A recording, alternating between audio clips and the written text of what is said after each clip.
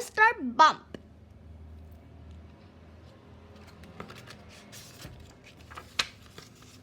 This is a sad story of Mr. Bump. The trouble was that Mr. Bump just could not help having little accidents. If there was something for Mr. Bump to bump into, he'd bump into it all right.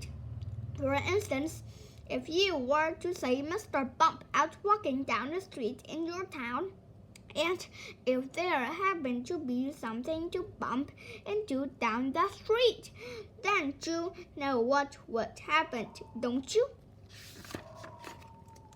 Bump. Mr. Bump was just the same at home. He lived in an extremely nice home, but even there he couldn't help having those little accidents.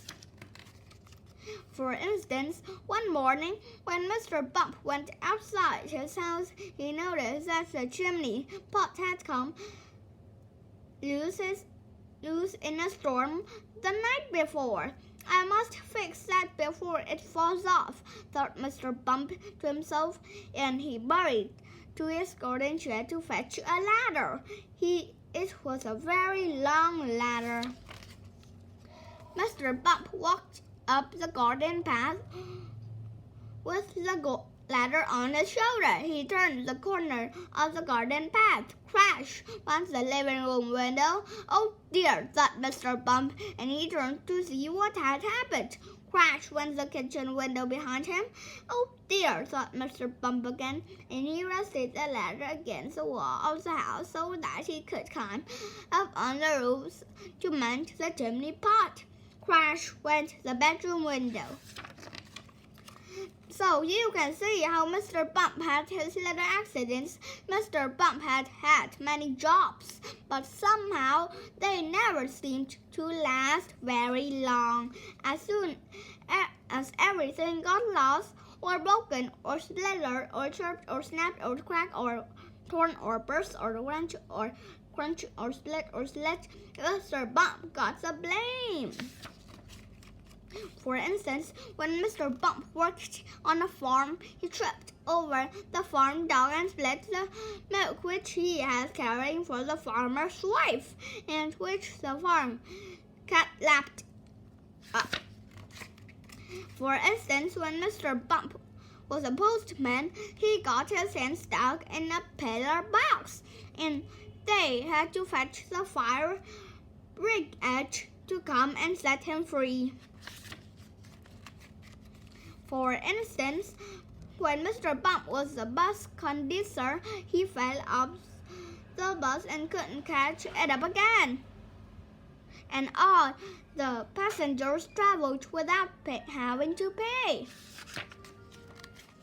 For instance, when Mr. Bump was a carpenter, he found that when he was hammering nails, he hammered his thumb most of the time, and the nail hardly at all.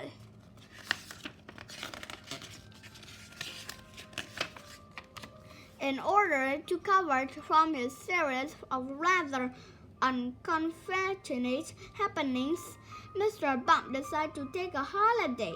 There he could think about what sort of job he could do everywhere. He wouldn't be such a nuisance to everybody. So off he set the station to catch a train. So the seaside. While Mr. Bump was on holiday, several things happened. For instance, he fell out the boat into the sea, and the lifeboat had to come and rescue him. For instance, one day when he was quietly walking along the beach, minding his own business, he got his foot stuck in a bucket, and he couldn't get it off. He had to walk around with it on his foot for hours. For instance, another time he was walking along the beach, he walked straight into the large hole that somebody had dug, and he had to stay there all night because he couldn't climb on his own. However, despite all his little accidents, Mr. Bump over and enjoyed his holiday.